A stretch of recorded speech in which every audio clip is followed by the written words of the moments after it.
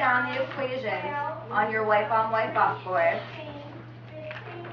Then, once you both come to an agreement on the same answer, you can write it onto your grid paper. Make sure that you both share your answers. You're going to solve these problems separately. So make sure when you're done, you're going to share your answers and talk about it. If they're different, you might want to solve it together and talk about how you got your specific answer. This artifact demonstrates a developing commitment to creating an inclusive mathematics learning environment that values learners and their ideas and supports individual and collaborative engagement in learning. This selection shows the part of this lesson where students work together in pairs and go over their answers together.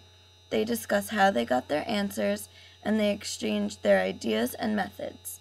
This collaborative learning helps one another grow and succeed.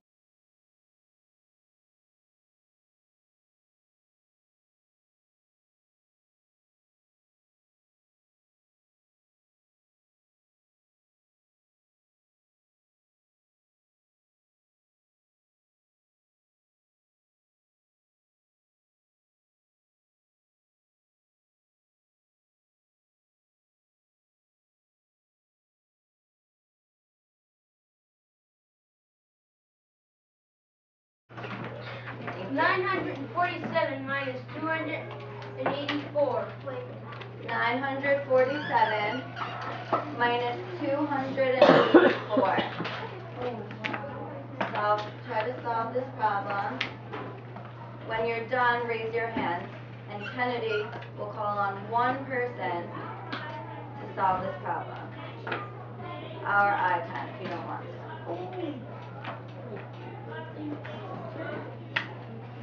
We're going to give everyone another minute, okay? You guys have to be watching to make sure that she solves it correctly.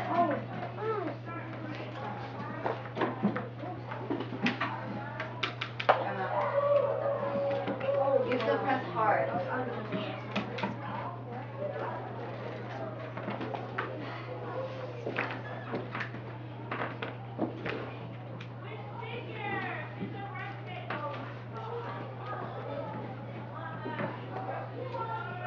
All of you should have your answers out in front of you so you can see if you got the same answer.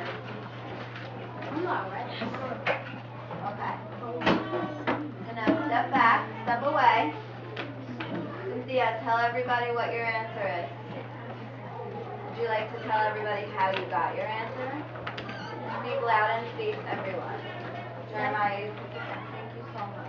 7 minus 4 is 3, and you can't take 8 out of 4, so you have to take 10 out of 9, and it's the 4 is now 14, and 14 minus 8 is 6, and the 9 is now 8, and 8 is 6. Okay, perfect. So she realized right away that she needed to borrow twice.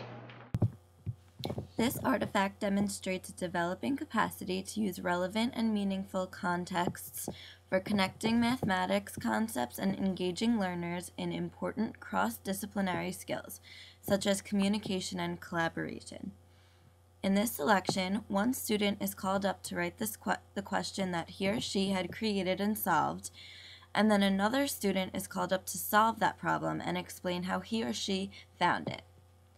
This engages students because it is interactive, and even if a student is not called up to write or solve a problem in front of the class, they are following along on their own individual whiteboard.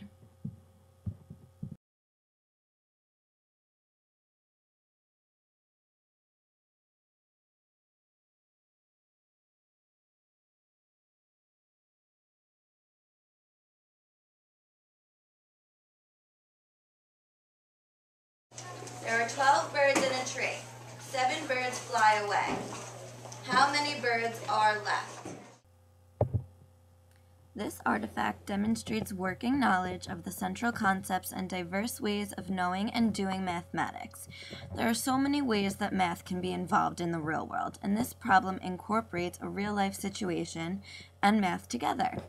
In the planning of this lesson, I made sure to involve a variety of different ways for students to see and visualize addition and subtraction.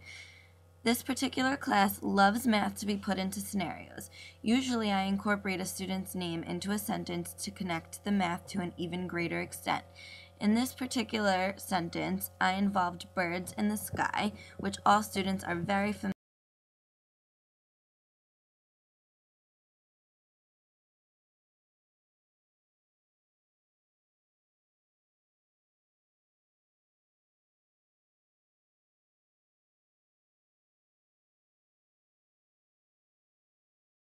I'm going to start off with a little example to show us how to do the bigger examples.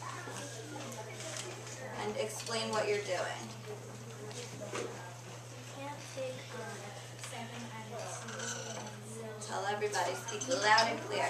You can't take 7 out of 2, so you have to take a 10 from the tens place and make it 12 and make the 1 0.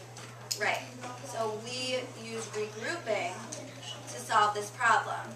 We borrow a tens from the tens place. There was only 1, so now that becomes 0. There are no tens left.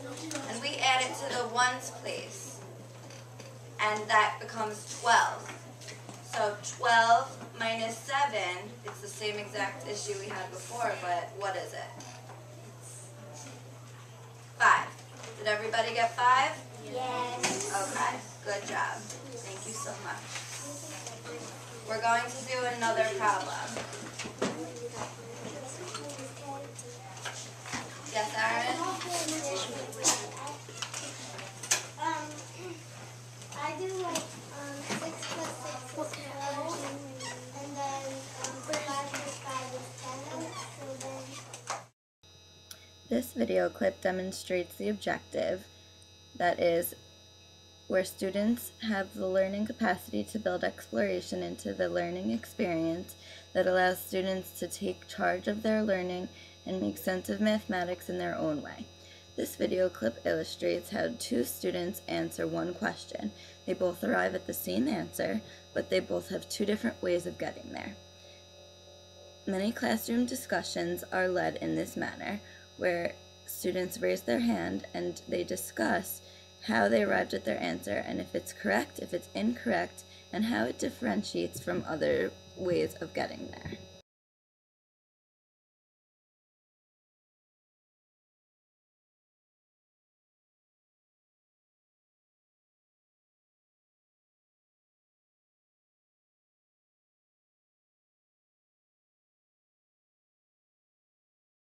$51 minus 16, and I'm going to ask for one person to help me do this. Tell me how we're going to solve this. Tell me what you're thinking as you're looking at this problem. And speak very loud for everyone to hear. Because 1 is the smaller number In the ones place. In the ones place. You need to borrow from the 5 and the tens place. Okay, so then what does that give the ones place? What now is the ones place? The ones place is 0. No, wait, not 0. Tell me what the equation is for the ones place now that we've borrowed. 10 minus 6 in the ones place. Well, we add a 10 to this, so then what is 10 plus 1? 11. So this becomes 11 because we borrowed a 10 from the tens place. And this one becomes 4. 4. So that becomes 11 minus 6, which is 10. 5. 5. It's okay. I like that you're trying. And then 4 minus 1 is 3. 3, which is 35. The objective that aligns with this video clip from my lesson plan is that this part of the lesson demonstrates developing capacity to make the mathematics curriculum accessible to all students, regardless of their personal background, characteristics, or abilities. In this segment, you will see that I read out a question and call on a student to help solve it. This segment aligns with this objective because regardless of the student's personal background, characteristics, or abilities, students will be able to see and visualize the exact mathematical equation on the board and listen to the words of their classmates as they try to solve the question. So in this situation, students are able to see up on the board as they follow along with the explanation of the question and do it themselves. People come up here and pick whether they wanted to have a 2-digit number or a 3-digit number.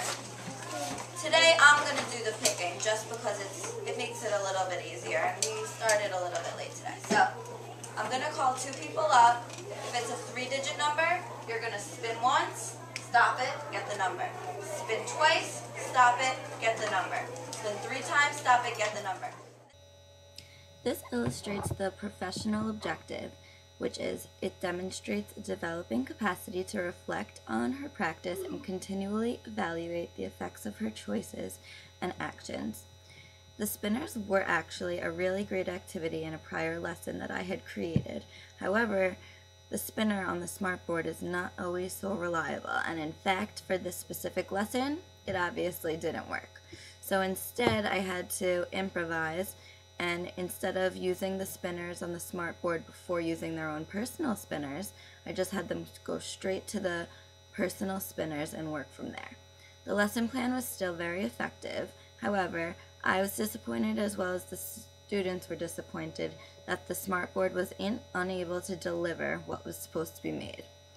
I always need to look at my lessons objectively and make sure that I notice some changes that I can make to better my students for the future. You have an index card on your desk. This is going to have to be kind of, I guess, quick, unfortunately. But there is an equation, subtraction equation. I would like for you to solve it and write your name and number on it. And I'm going to collect it as you walk out the door. This selection demonstrates a developing commitment to using multiple methods of assessment to engage learners in their own growth, monitor learning, progress, and inform ongoing planning and instruction. In this part of the lesson, this was the closing formal assessment. This is where the individual students were all assessed independently to see what exactly was learned, who learned from this lesson, and what still needs to be worked on. Each student was given an index card with a different question written on it, and they had to solve it and hand it in with their name and number on it at the end of the class period. This will show me what I still need to work on in future lessons to come.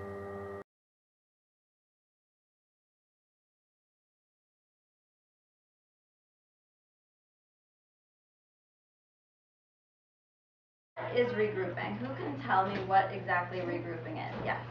Regrouping is like when you have a number that's like over, that's 10 or over, you have to put the number that's in the ones place under the question, and then you put the other number on top of the other. That was.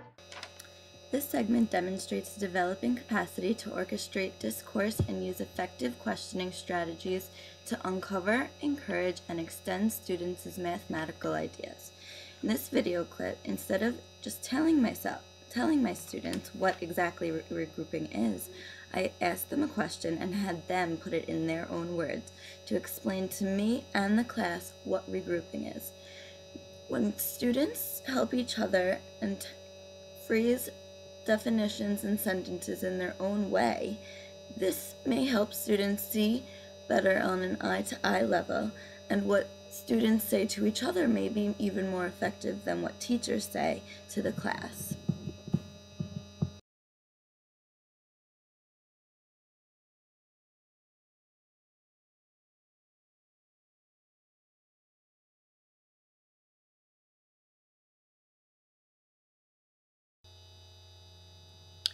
This section demonstrates a developing capacity to effectively design learning experiences using a variety of instructional strategies to encourage learners to make connections, build skills, and apply knowledge in meaningful ways.